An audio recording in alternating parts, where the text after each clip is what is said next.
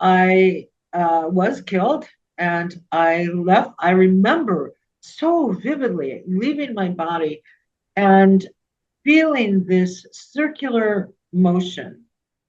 I was told that reincarnation is real Mm. and that when we allow ourselves to have memory, we have memory of our past lives.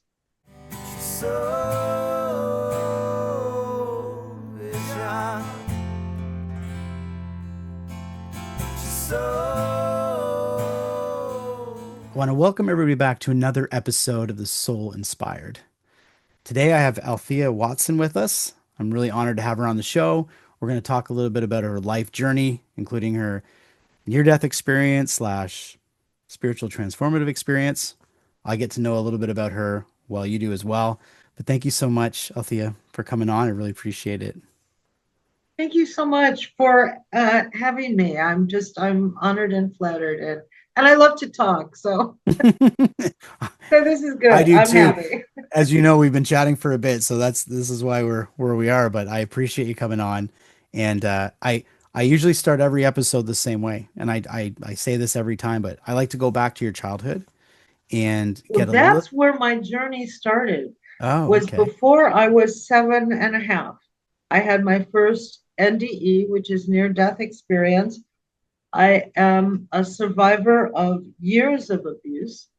And I remember living in South America when I was 3 years old and just screaming in terror because I thought I was going to be attacked then because the abuse had started around 3. And, people say, oh, you won't remember things like that. Oh, we do.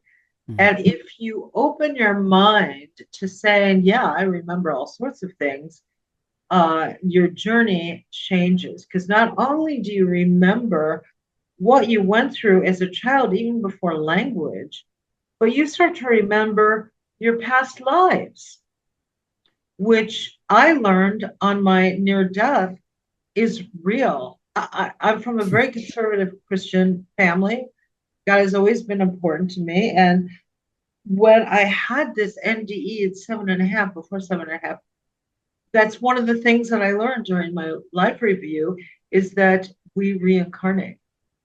So Mhm. let me back up to give you a little bit of background. So I have a tendency to jump around. My mind is, kind of like a little ping pong ball. So That's I'll, okay. I'll try to I'll try to like calm down and make sense of it.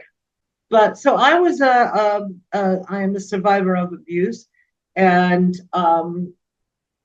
it went on for years. And people go, well, why? How could that be? Well, when you are being abused, the abusers are so invested in having control and power over you that you're threatened. You will take your dog and kill your dog, will kill your mother, will, destroy your family. So, and you believe them because they're mean to you, Mhm. and then they are mentally um, confusing. They twist your mind so no one will believe you, and they let you know that. And then it's very confusing because as a child, they'll also do things that are nice for you. So you go, oh no, they like me. Oh, maybe I did, and it just the confusion is just a tangled ball of string that you can't make sense of. But that's part of what the dark side is. It's not rational and you can't make sense of it. But there I was as a child in this abusive situation where I couldn't tell anyone except that, I whispered it to my dog and then was terrified for months, so I stayed silent. But this one time, I was killed and I left. I remember so vividly leaving my body and feeling this circular motion and getting into that flow of energy that took me into this tunnel that was kind of like dark and blue and there were lights kind of on it and it was really fast. It was just like when you watch a comet fall, it's so fast. And I came out into the brightest lights, and I was filled with the deepest spiritual love beyond description. Hmm. It's not male, it's not female, it's not sexual. It is just spiritual love. And it is extraordinary. And it everything, the terror and everything, for a few minutes, I have to say, was at the back of my mind. And it did come up at the beginning. And I realized this. This is something I've never talked, I really haven't talked about. I mentioned it once that that I was afraid and that I was angry. And what happens, how we survive abuse often psychologically, is that we splinter as a person, as a personality. And I had been so traumatized that in order to cope with my living situation and my life situation and going to school, because I was bullied at school. I mean, I came into a really dark and violent place. I'm like, I don't know, maybe I was Attila the Hun, I don't know. but but it was like, I remember thinking, can this get much worse? And then I was like, I don't want to know. Right. But so what happened was I splintered. So things, it's like if you go into an amusement park and you go into like their haunted house type of thing, and there's always a room with all these mirrors, and you see yourself like upside down and over here and all these little pieces of you. And that's kind of how the psyche is. But the sections of who you are and what you see, it's as if it is the trauma that created the splinter is creating the separation between you and another aspect of you that gets buried so you can survive your living situation. Mm-hmm. So you can survive getting up and going to school. So you can function. You don't function fully as who you are because a part of you is taken away. A part of your consciousness, your awareness in your life is taken away because your psyche to survive is deadening you from the memory of what you've lived through. Mm-hmm. So what I realized when I got to the other side, because it was just, I was filled with this love.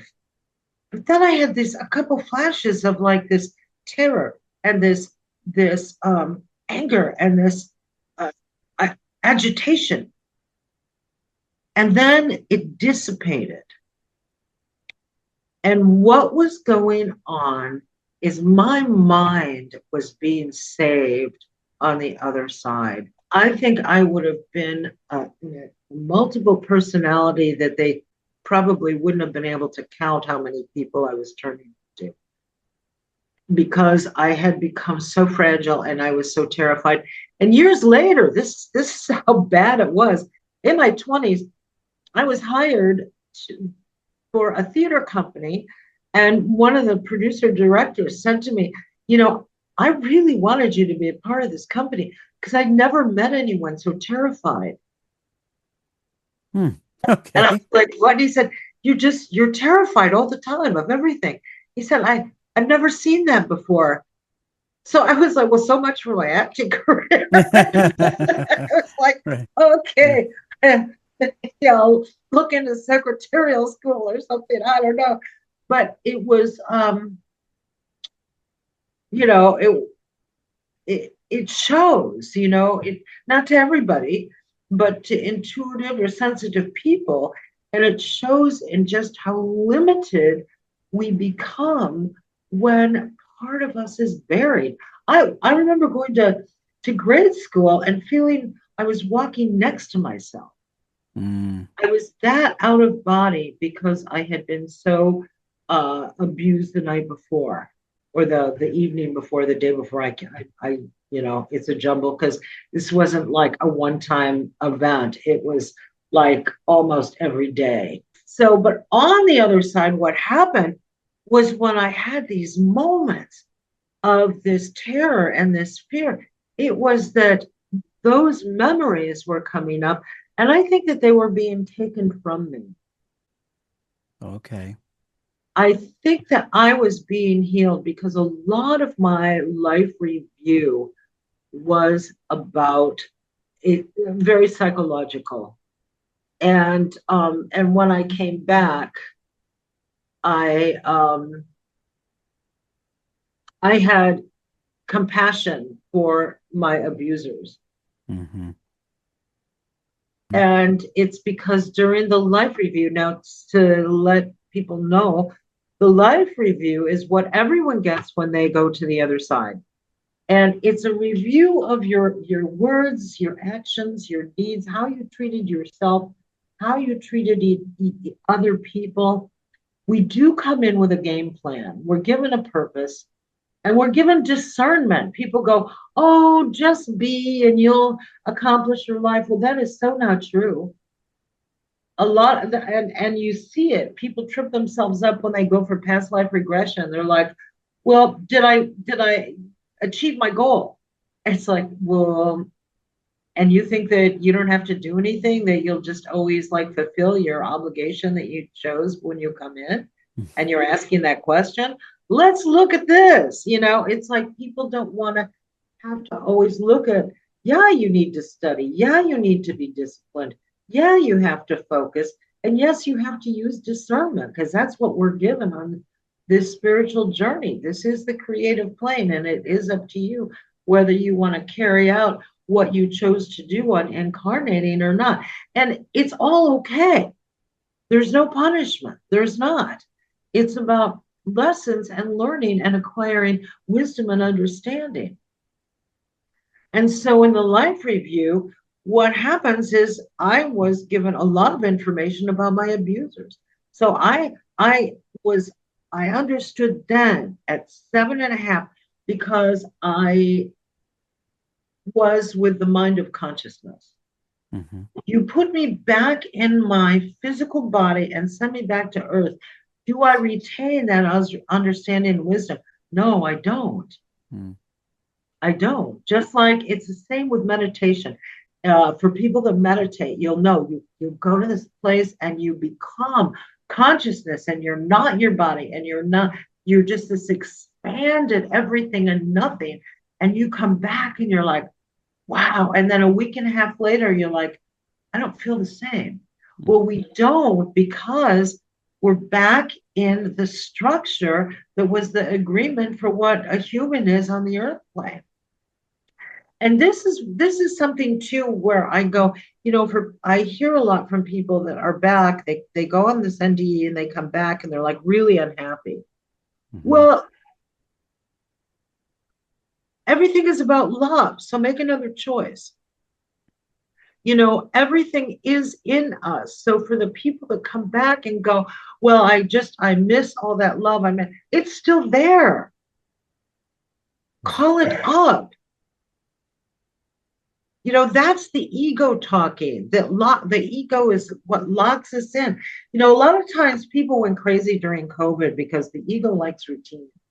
Mm-hmm. And all of a sudden we didn't have any kind of structure or routine. And a lot of people got really edgy.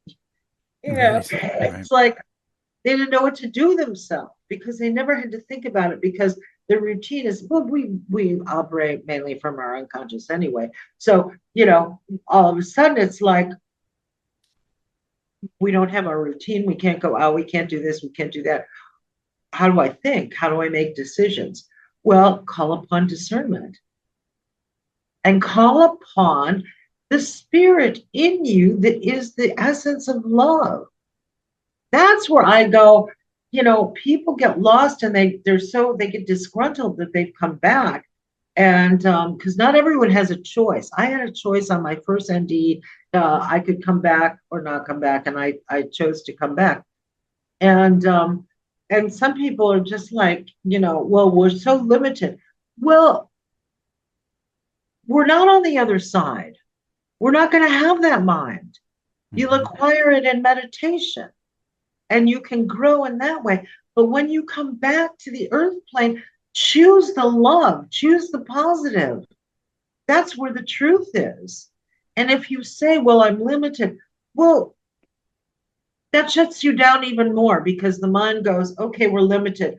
bam, that door shuts, bam, that door shuts. Because the unconscious doesn't know what you're referring to. And if you say, well, our mind is limited, we just lose a whole lot of information and access to abilities and awareness and adventure that we don't have anymore. Right. So it's for the people, and I say this for the people that to come back, because I get a lot of calls about that, and work with people that just are depressed, and it's a choice. Sometimes it is neurological, sometimes it is the function of our endocrine system, our hormonal system. Depression can be genetic and it can run in the family. I mean, there are all sorts of answers to what is depression. It's not, there's no pat answer, but that's just one thing to consider, is try finding the positive and try saying, let me lift all the judgment and criticism and restrictions that I put on myself so I can be free to have expanded awareness. And I'm saying this all because this came from my 2 life reviews, one at 7 and one at 18, 19. Oh, but going back to the one at 7, I was told that reincarnation is real. Mm.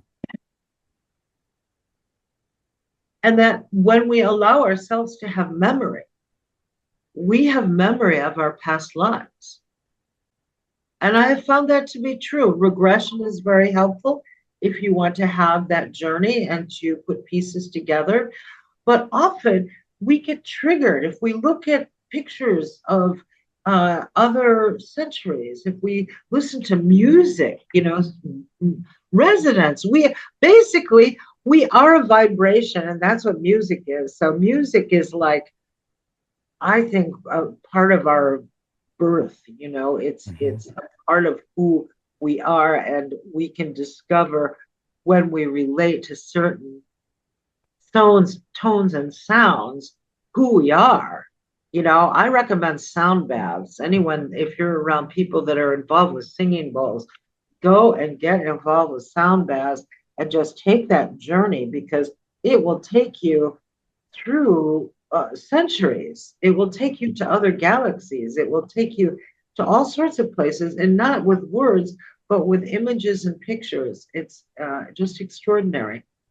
So from the life review, there's so much more that I was given there, but from there I was taken to a choir, and it's all spirit. Some people see their loved ones. I didn't see anyone. I just saw everything as energy, and I just saw everyone as spirit. And I went to this area where it was a choir, and the music was for the love of God, and the colors. Oh my God.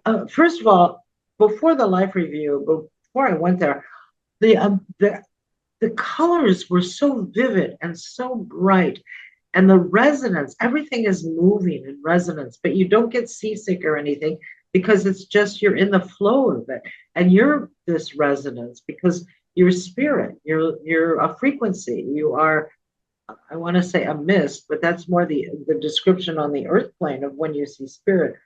So this choir was basically singing in tones, but it was all about the love of God, and love is all that there is.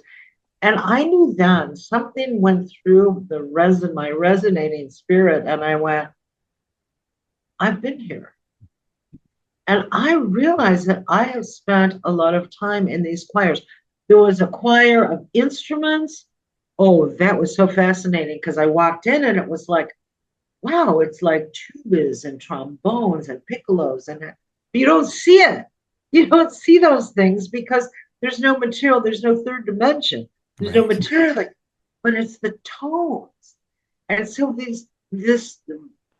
I guess the spirit was vibrating with the sound of these instruments, and it was extraordinary. The the music of the orchestration of these sounds. And then there was another one, and it was like the most like electrifying and loving and haunting, and it was such a journey. And it turned out that it was a variety of every language in the world and all the dialects as Wow. one choir. And I thought, how did someone put this together so there was no dissonance? Because there wasn't. It was just incredible. And it was almost like, how do you describe sound like this? But it was like, if you've ever gone to the beach and you see like a wave, and then there's a bigger wave behind it and a bigger wave behind it, and they all kind of come together, and it's just this wonderful, you know, movement and undulation of these waves and sounds of the waves, and it all just works. That's what this choir was like, of all these different languages. Wow. It was extraordinary. From the music side of it, right? Being a musician, just hearing that, it triggers something in me, like because I've felt vibration through my whole life through music, right? It's what's like I said before we even started recording today, it's been my music was my is my meditation, it's my calm, it's my Yeah. understanding of something deeper. So to hear that, it resonates with me in a way. I'm sure it does for everybody because people love music, but just because I'm up, I have a guitar against me all the time. I feel the vibrations of music. I can kind of, I can almost like picture it when you're describing it, that feeling of just being part, like it probably sounds like you were part of part of the sound or part of the music as well, I would assume. Yes. Hmm. Yes. It's like, and it's like in certain music where you hear like drumming and different drums, and then you hear like sounds, and you hear like jungle sounds, and you hear, and it all works. It's just like the Yeah. most power. There's power in it because it just hits your core, it hits your truth. It just and it's everything. And you just go, this is what is important. This is what life is about. Why is there anything else? Because the ego. Yeah. Right. Yeah. Because of that old ego that Hmm. wants to have power and control, and has really, done what it can to add corruption to our world, which is so sad and so difficult. Yeah. But so from there, I there were so many things. We don't stay. Everyone wants to, not everyone, but a lot of people, like, they miss their loved one, and so they can't wait to die to go to the other side to be reunited. And the disconnect is the spiritual lesson that I go, how does someone comprehend it? It's just like, get this. People are like, well, why can't they be kind? Well, kindness is a spiritual lesson. Some people aren't kind because they haven't had the spiritual lesson of knowing how to be kind. Hmm. You go, wow, that's so simple. How could that be? Well, it is. We're all on a different journey. And sometimes we hibernate for, there's no time on the other side, but from this side, it would be millions of years. They Hmm. hibernate and then they incarnate, and they're like, it might seem primitive to someone else because, yeah, they don't carry a lot of the experiences with their soul in their physical body because they haven't had those. Right.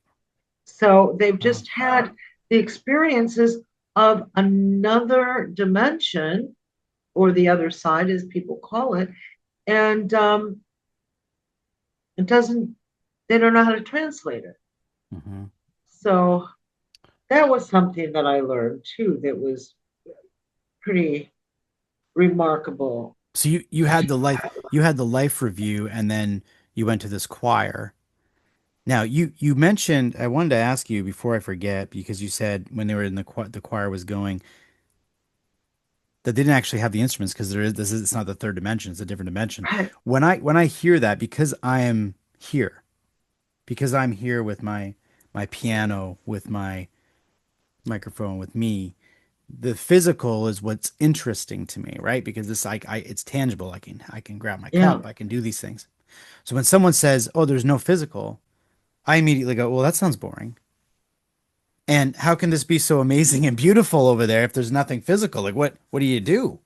And so I'm because I haven't experienced that, not looking to, I'm trying to understand or grasp how it can feel. The way people describe me a lot is like they're bigger. Sometimes people really struggle with human words to express the difference. Absolutely. And so I'm wondering though, like, because when you're even talking about it, I see that passion, that light that comes through you when you're expressing it. And I'm hearing, okay, so you hear these instruments, but you don't see them. They don't exist. So I'm trying to understand why that would be so great. And I don't mean that in an ignorant way. Is there any way you can kind of explain that? Well, it's awe-inspiring. It's like mind-boggling. Hmm. It's like, what? It's Right. like there are no words. It's like its own kind of shock. It's like a shock, but you don't deaden yourself. It's a shock that you take in because you don't have the words to describe it. But you see, I saw like different frequencies that meant to me different spirit, but Hmm. I didn't see they don't look like us. There's no physical body, and it and they're singing and there's resonance, and the resonance is producing color. Well, that's what Wow. sound does. That's what when we look at a prism, the lowest tone is red. That's the color that it makes. Hmm. And then as the tone gets higher, the frequency, which creates color, changes. So you go from a very low vibration of movement of a frequency, and that's red, and then you heighten that and you heighten it and you heighten it, and then all of a sudden it's like a higher sound, a higher pitch sound, because it's resonating at a faster speed. And so that faster speed is going to produce a different color, Mm. and that Okay. color is often violet if or ultraviolet, or and then it goes on. But that's the chakra system too. Hmm. Those are all the frequencies. And so how do those colors get produced? They get produced by the Hmm. sound changing, by the tone changing as the tone goes up. Here's something that is, I think, really interesting and kind of relates to what we can see and can't see. Have you ever had the experience of you're sitting doing something and then you sense spirit like over here in your peripheral vision, and you see it? You see a spirit, and so you turn and look and it's gone. Have you ever had that experience? Yeah, I mean, it's kind of that feeling people will say, "Oh, I felt like like someone's here," or you just have the especially if you've lost someone, you feel that presence around you, or And they, yeah. yes, and they Mhm. are there. Now, Mhm. this is, well, why do they disappear? They don't. It's our eyesight. From what I've read, now, if I've put this together incorrectly, get back to me with it, because the truth is always important, even if it's embarrassing that you're wrong. But from my reading, our eyesight is made up of rods and cones. And the cones are what we see out of this part of our eye, right? Mhm. And that's the color. So when we're seeing out here, we see color. And then out here peripherally is the grays, the shadows, and those are rods. They're devoid of color. Mhm. And they work by blending things together. Does that make sense? Yes. You Yeah. you hit like you hit a note on a string on a guitar and it will resonate. You hit another one and they're both resonating differently, but they blend together. And some of that resonance will be the same and some of it will complement each other, right? Is that correct? Right. Some of it'd be off, some of it would complement. So it depends. Yeah, Yeah. Yeah. it's kind of like that. So when we're here and we see spirit, we feel it, we sense it, we see it. But we're looking at it with our rods, so we're seeing gray matter. We're not using the part of our eye that identifies color. Mm-hmm. So when we turn, all of a sudden, we're using the part of the eye that is about color. And Right. it's like, spirit isn't a color. Mm-hmm. It's etheric. It's a mist. It's a vibration. It's a frequency. Right. And so if it's anything, it's like looking at water or looking at um, fog, or it's this filmy, misty, gossamer quality Mm-hmm. that we can see when we're just using the rods.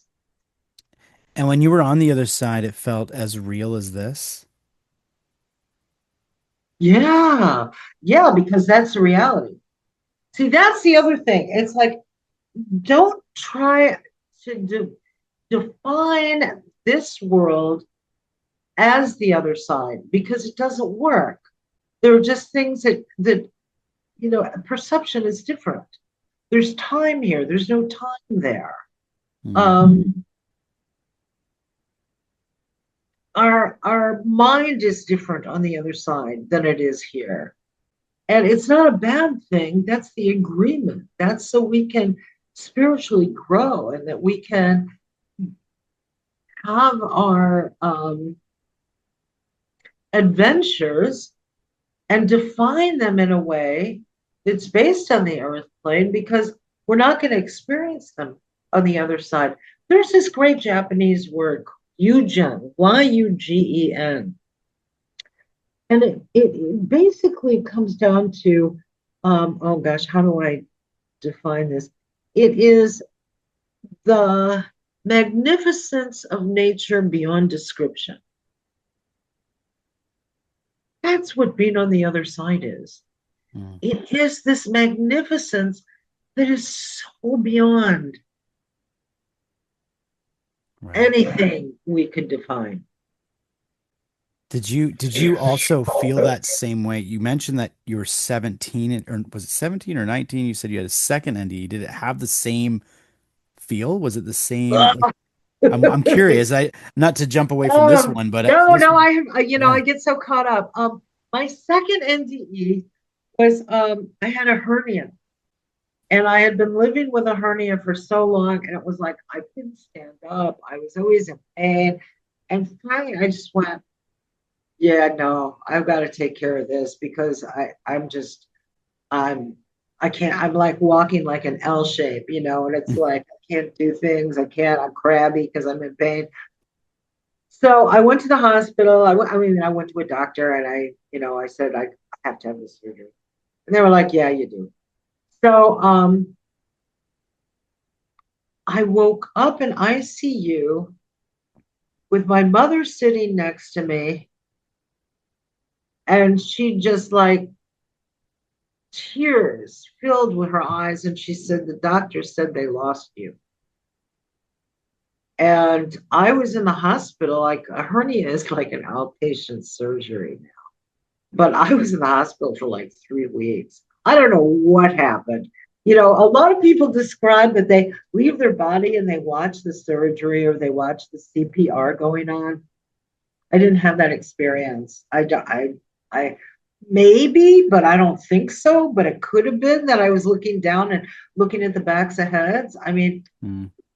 kind of feels like that could be right. But I didn't stay there. And I came back and I was so angry. When I came back the first time, I was just like, what's happened? What are we? What are we? And I came back the first time seeing spirit. I had had moments of seeing spirit. My mother was very psychic. And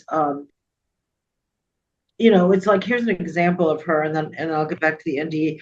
There was a point where someone stole my bicycle when I was like in grade school or something.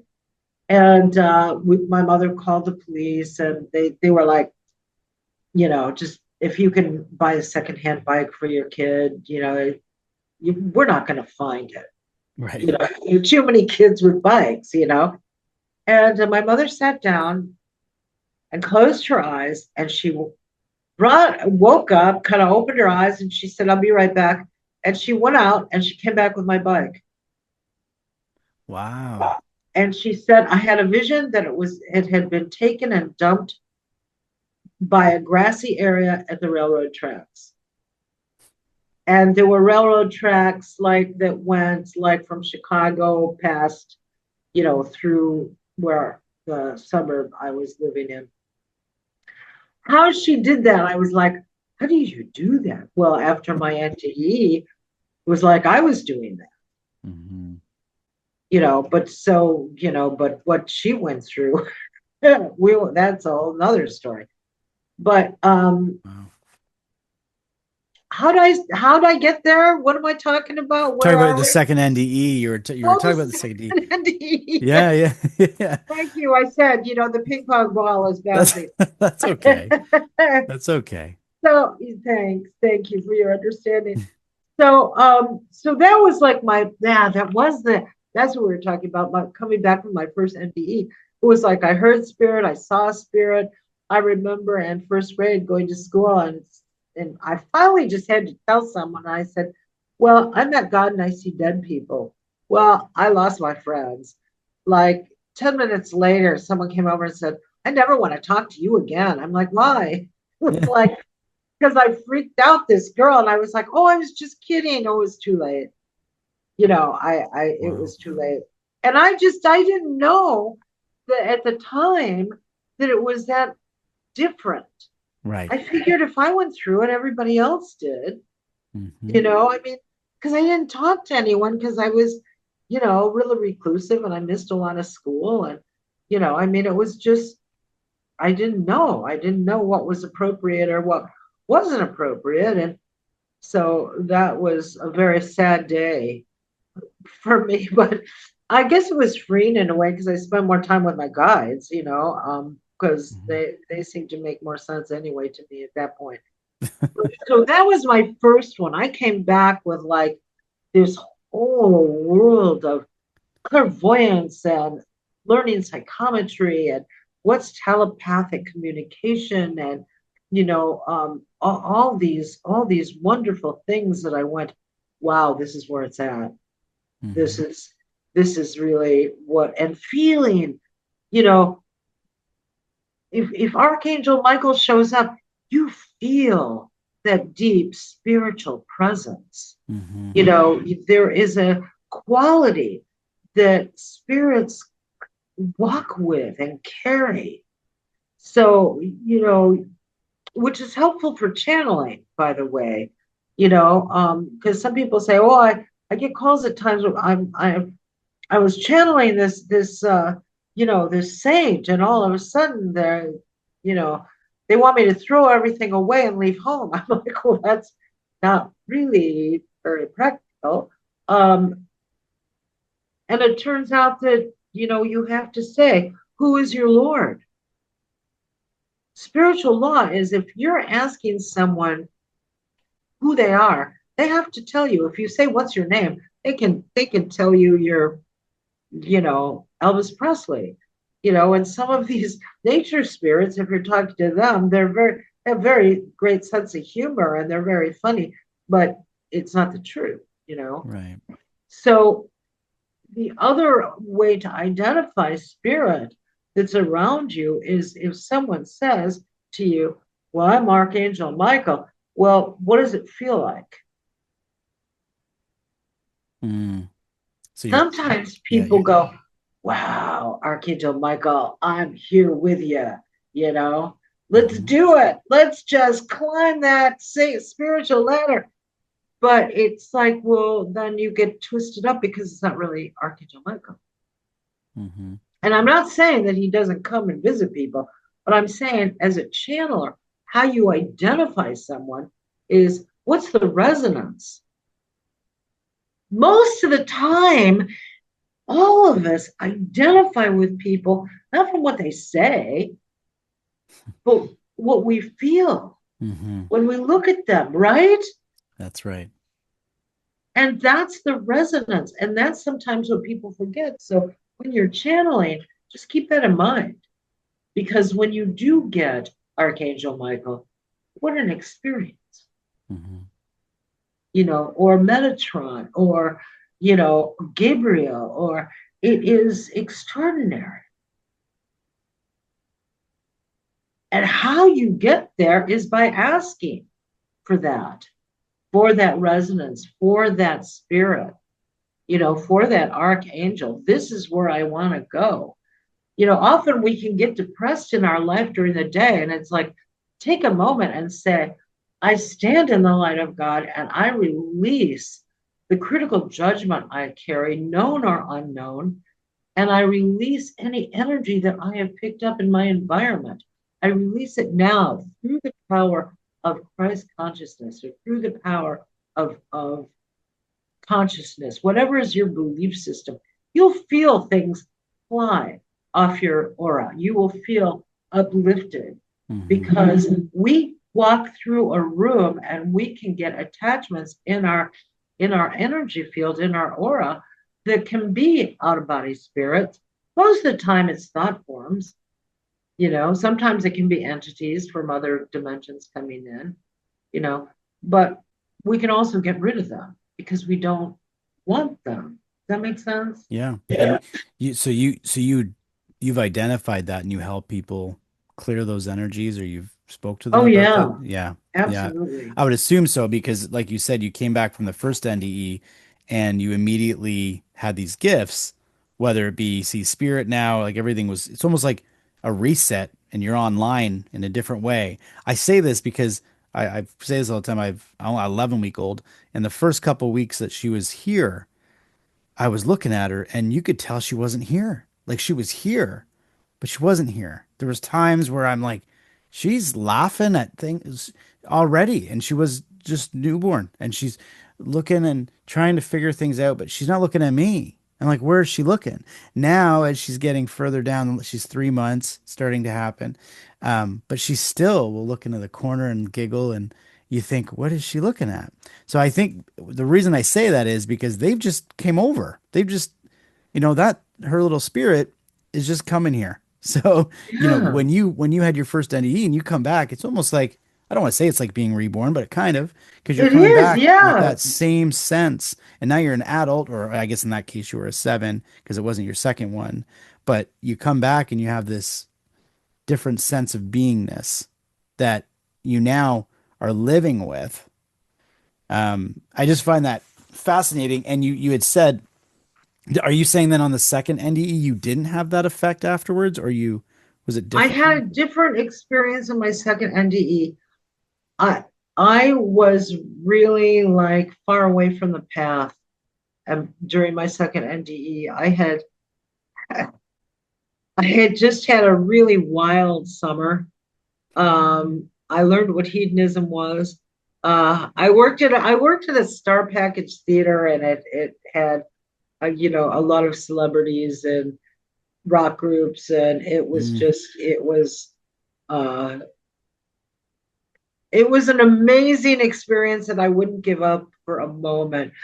But I can't say it was a spiritual experience. right. It was, and so my guidance during that time was like, you're really off the path. Hmm. You're really kind of like not where you need to be. And even though I had compassion for my abusers, I had missed so much in my life because of the abuse and because I was so isolated. And when I had told this one friend that I had seen God and I could see dead people, I was in first grade.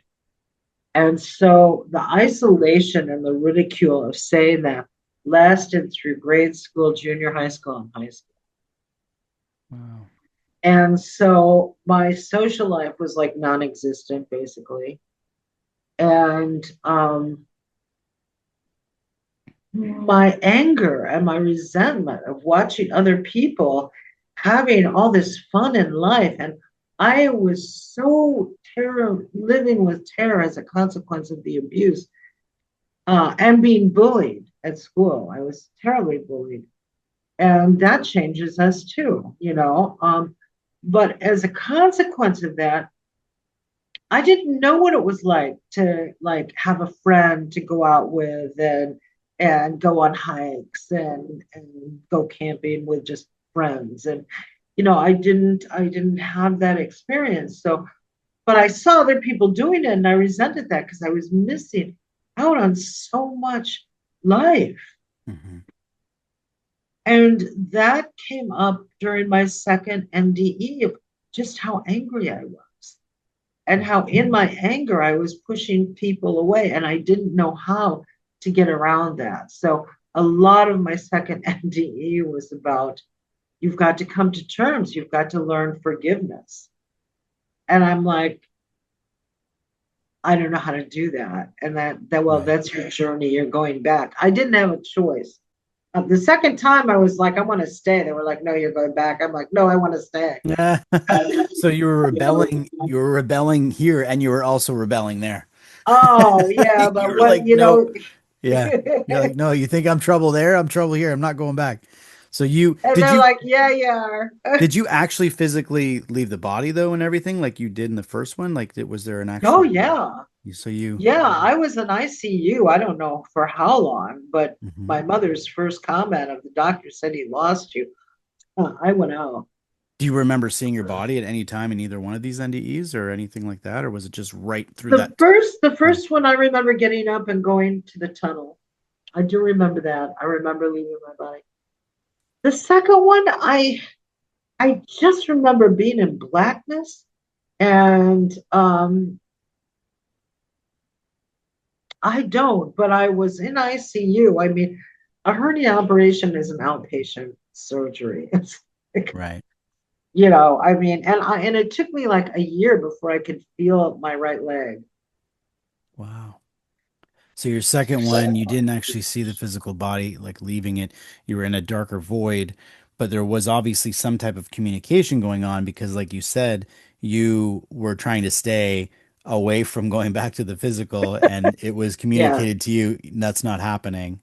Yeah. And I was told that I was like on the wrong path.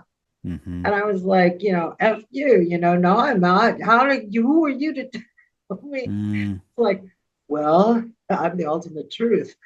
And, you know, and I'm really about your spirit and your soul. And, you know, you're not doing who you are. You know, you're really wow. lost. And, and I was because anger is no way to live. Resentment, jealousy, it's like, no.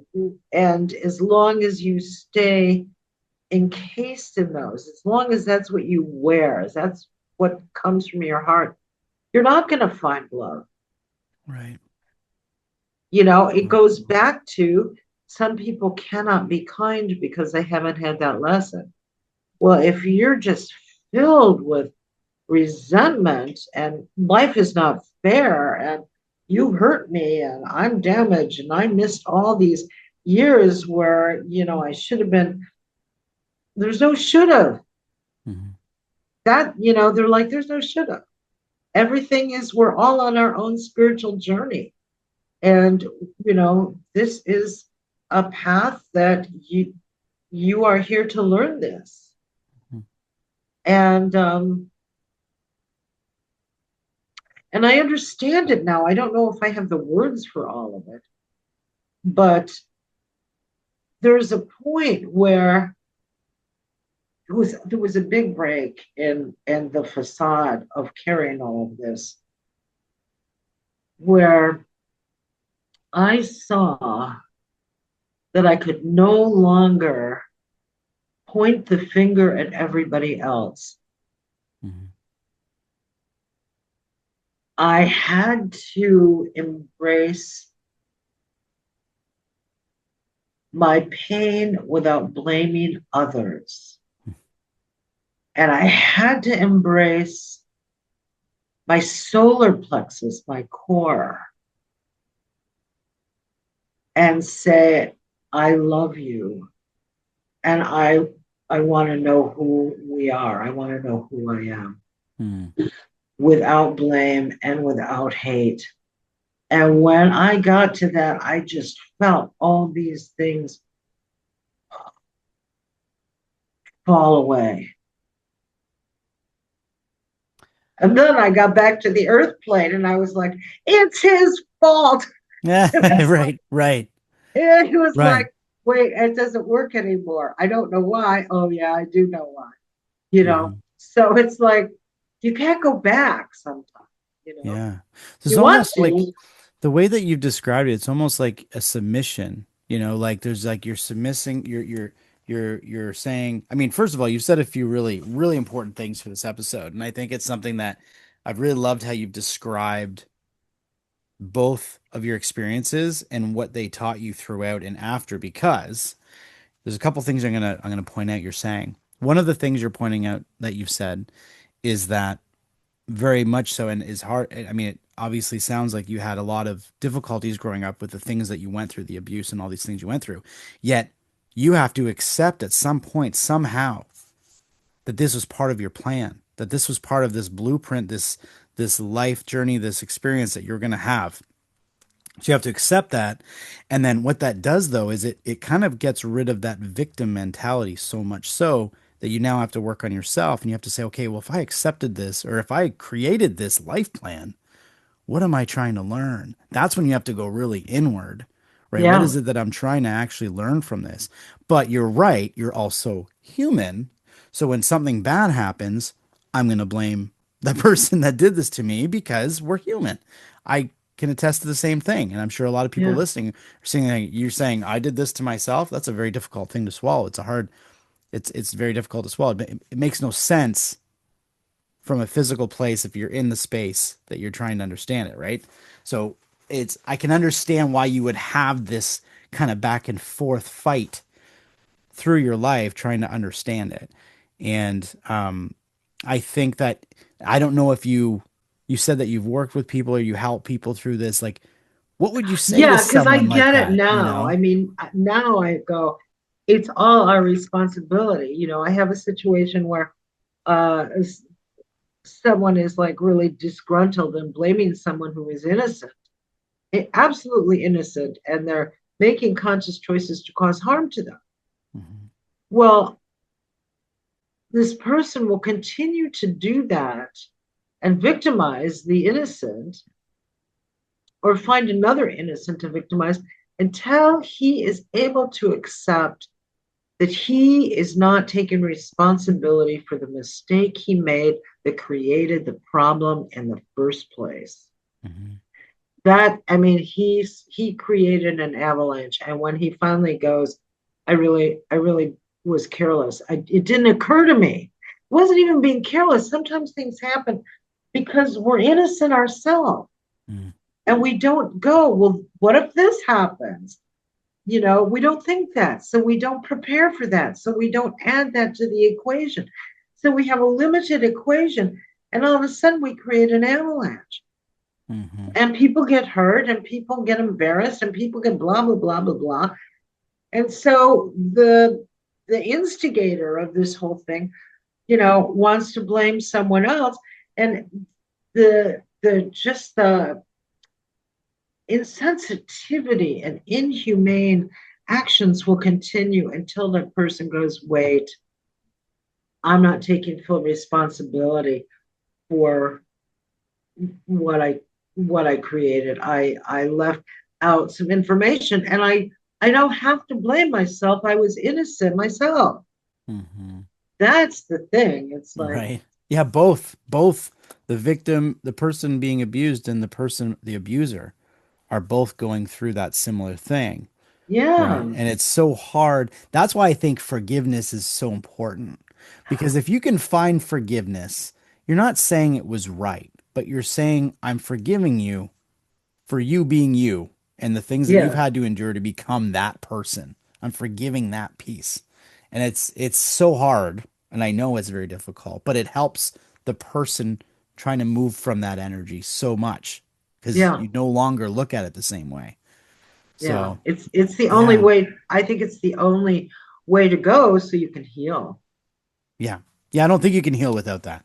I really don't. I think that that's something that's it's just and it's a continuous piece of work a lot of people have to go through. When you're do you have I don't know if you do you actually work with people sometimes in the show I try to let people know how they can get in contact with the Oh guests.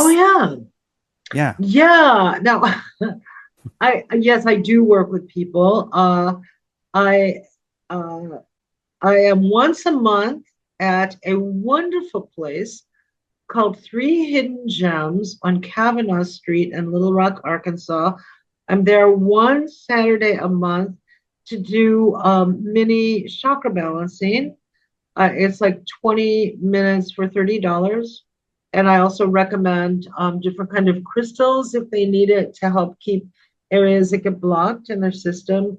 The store, my guidance led me to this store like two or three times, and it was like, well, twice, and it was closed, and I was like, what am I doing here? It's closed.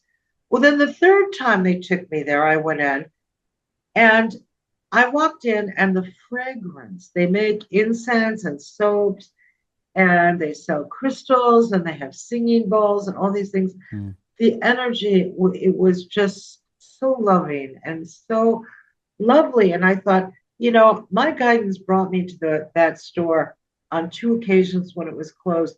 So I would meet up with, well, why am I here?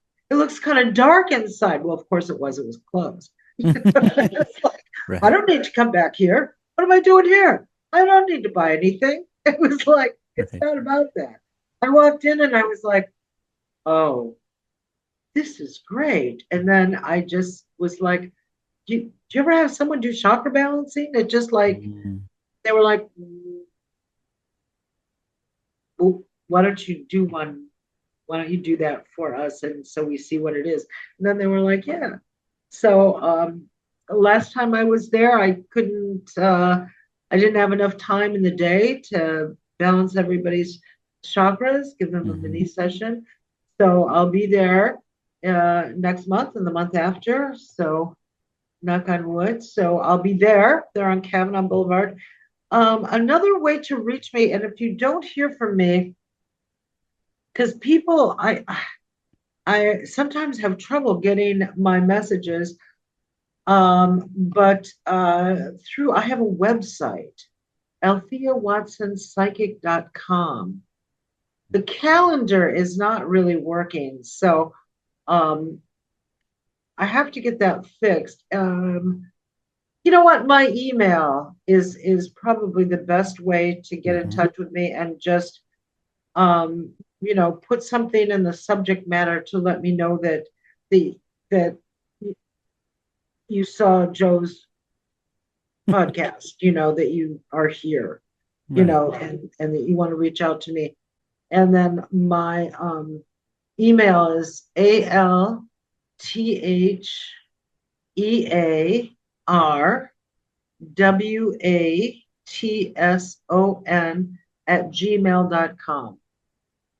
And that's okay to put on the show notes and so for people to contact you too. Yeah, so people Okay. can reach me. Yeah.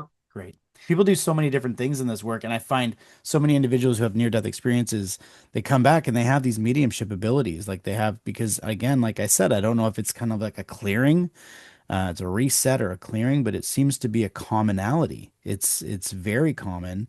Some of Yeah. them even say to me, they have those abilities, but they're not working in it. But those abilities are there. It's a almost like I don't want to say secretive, but it's something that they know they have because they witness things and things happen, and they go, "Wow."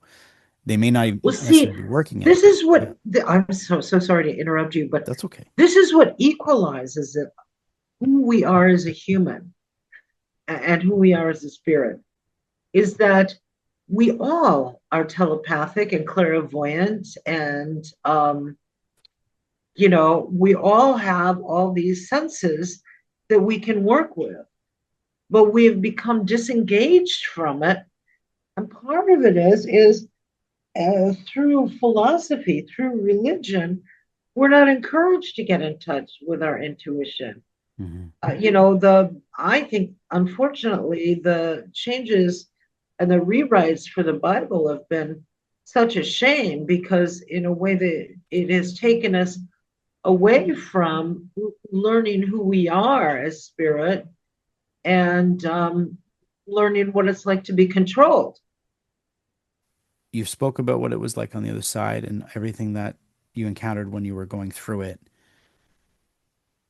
What is our, if you were to pinpoint the main reason why it is we come and we incarnate here, if the other side has all this beauty and is our true nature of who we are at our bigger self, like the bigger part of who we are, what is the main reason we come here and do this and put ourselves through pain and suffering or all the things we go through? Well, look at a mother who gives birth and they go through so tremendous pain and they go, oh, I'm not doing this again. And like a year and a half later, they're like, oh, let's have Yeah. it. It's just like, what's the balance of where the joy and where the pain is? And that's one thing. I had one person that has had NDEs and has said, I think we get bored over there. Just vibrating in love. Well, this is the creative plane. We can create. You can make music. You can make music on the other side, but it's different. Right. And this is, you can have children and family and artwork and dance and be an engineer and make buildings and roads. And the construct is so different. And when we're here, often we don't remember what we really are, so we don't yearn to be on the other side. And if we come back and we yearn to be back where we are, then our lesson is to embrace the love, so we bring that love to this world. Just Mm. like I hear those choirs of angels. I went to an ice cream store with a friend of mine in Chicago, and she was like, I'll run in and get our order. You wait here. And I was like, great, because I was fine, just sitting in the car. And he goes in, and all of a sudden I hear this choir from all around me. And I feel that deep spiritual love of the other side. Mm. And they're singing, and it's like a boys and men's choir, and they're singing This Land Is Your Land. And I thought, what a great song to sing in a parking lot where you get lots of kids and have a kids choir. And a lot of people won't hear it, but it's the energy that's being generated through the Mm. parking lot. We have this all over our world all the time. There's like rain that's wet, and there's the rain of love that if we stay open to it, we can go, hey, wow, what am I feeling here? Mhm. Or if you've ever had the experience of all of a sudden you just feel something just lifts. Have you had that feeling? I've had feelings. I don't know if I felt something lift, but I have felt. No, I think it is that. I always use the word like cold or like a lightness, like the heaviness kind of lifts off. I've felt that Yeah. before. Yeah. So, It's like you're mhm. walking through just this pocket of love being sent from heaven. Hmm. I And think that's what sometimes it it is. can be, We don't I'm, recognize it, right? We don't recognize the little things like that. And that's no, partially why it's important that we're trying to grow in our our spiritual path. I don't know what you want to call it, but we're trying to because recognition is huge, right? Whether it's number sequences on a clock or on a receipt or a license plate, or it's a song that comes on that like as long as your awareness is recognizing it's around you, I think it opens up more and more and more. yeah. Yeah. Yeah, Yeah. it's being aware, and sometimes we won't understand. Mhm. I've seen things come to me and I just go, I don't know what this means. And it's like, well, I'm not supposed to. I'm just supposed to take note. Mm, okay. And the sense of it comes to me down the road. You know how I would relate to that is when I was younger and I would write, or even any time in my life when I'm writing a song and I write the Uh-huh. song and I finish the song and I listen back and I go, wow, I just freestyled this song. I love the song. I have no idea what it means. And then a couple of years later pass, and I go back and I listen to my song and I go, wow, now that makes sense. Yeah. Yeah. Yeah, Right. that's always fascinating when I do that because it's almost like I'm not saying I'm having this well, maybe it's intuition or something, but there's just times where I've written a song and I listen back and I go, wow, I wrote that right before this happened, or and now that makes sense to me. That's really important. That's something to remember when you teach in the future. You're not teaching now, are No, you? I do teach and Oh, I you do coach. teach? Yeah, I do And teach. I see you teaching, and it's about don't edit. So many people, writers, man, they're so hard on themselves. Hmm. And I bet musicians would be the same thing because you're also sensitive. But it's like you stop yourself and it's like, oh, I'm going to take this out. Well, leave the original Right, because you don't have the perspective now that you're going to have in 2 years. right. This is a wonderful. I mean, if I say write that up and send that out as an article to musicians and artists magazine or something, Hmm. so they know, because I think we lose reading or hearing what can be produced and put out for the public, is that people are so hard on themselves that they'll edit something out and they'll take it Yes. away and then they erase it and they don't have it to go back. It's like, save every copy that you make and Mhm. try writing without this critical judgment. Yeah. That's just, what a great example. I love that. I even love that with even for people who are walking their own journey and journaling or writing poetry or just even writing their own. You don't even have to be a musician. That's why I use it. I like to use it with people I talk to as well, and any kind of Yeah. spiritual coaching or anything I do, because it's something. It's what's coming out of you, and you just said it. I don't know. It must be the psychic in you coming out because it's exactly it. If you're writing it out and it's there, leave it. Don't go in and change it. Yeah. Try to Or understand. edit it. Yeah. So often Mhm. people, it's like, I know someone who said like a year ago, I'm going to write a book.